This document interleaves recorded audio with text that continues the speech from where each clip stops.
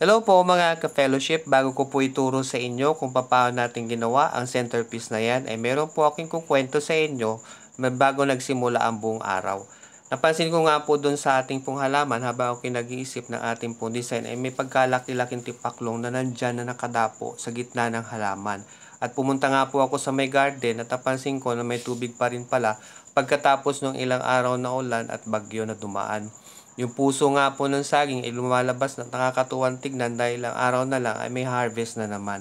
Pumunta na po ako ng dagupan na yan sa pagkakataong yan at nagtataka nga po ako sa daan kung paano po ang nangyari sa lugar na yan kasi nga po 'di ba ilang araw na may tubig, ilang araw na baha kasi nga nandun pa po ako sa bahay at hindi man lumalabas. At ang first stop po natin ay pumunta tayo ng Magsaysay Market para ng boneless bangus at dyan nga po tayo bumibili ng boneless bangus sa ating suki kapag meron po tayong breakfast na ganyan po yung menong napili. Yan po tayo bumibili at napansin ko nga na medyo matagal na rin pala akong hindi nakapunta dyan sa Magsaysay Market kaya napagdesisyonan ko na umikot muna saglit. Napakarami pong pwedeng bilhin dyan sari-saring isda lalo na ang mga laman dagat na po pwede nating bilhin at magugustuhan.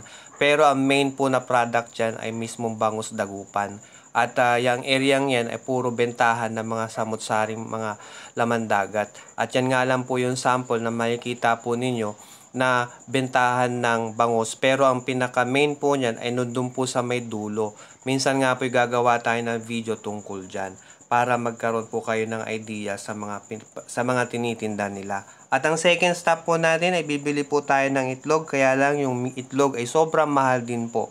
Yung 7 ay naging 8, yung 8 naging 9 na. Kaya ang pinili na lang po natin ay yung 7 na naging 6. At habang tayo ay nagpapahinga, ay nag-iisip nga tayo kung ano yung bibili nating flowers sapagkat ilan lang po talaga yung stock na available. Buti na lang, bago tayo magpunta dyan, ay nakaisip na tayo ng design na ating gagawin. Yun nga lang, yung ating design ay hindi po nasunod dun sa gusto nating mga flowers dahil nga sa stock na hindi po available.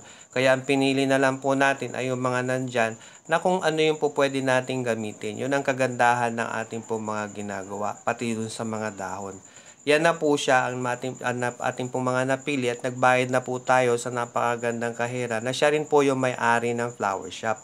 Yan po yung ating pong vase na ating pong paglalagyan at nasa timba na po yung ating mga napili na ating pong gagamitin para gawin yung ating centerpiece.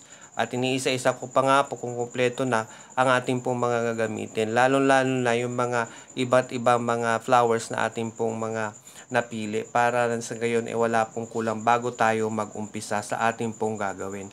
At syempre sa ating pong panimula, ang ating pong nahaw ay gugupitan na natin at ang walang kamatayang design na ating pong gagawin dyan ay yung pong style ng pamaypay. Pero kahit na yan po yung design na ating pong ginagawa ay siya rin po talaga nagkiklik sa ating pong mga design na ating pong ginagawa dahil yan po yung pinaka-usual.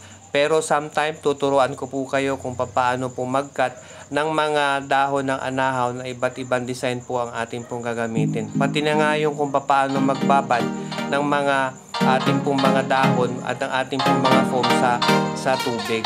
Ayan po. Simula po na yan at I hope mag-enjoy po kayo sa inyong panonood at tingnan po ninyo kung paano po natin ginawa para sa gayon meron po kayong idea at matuto po kayo kung ano po yung dapat natin gawin.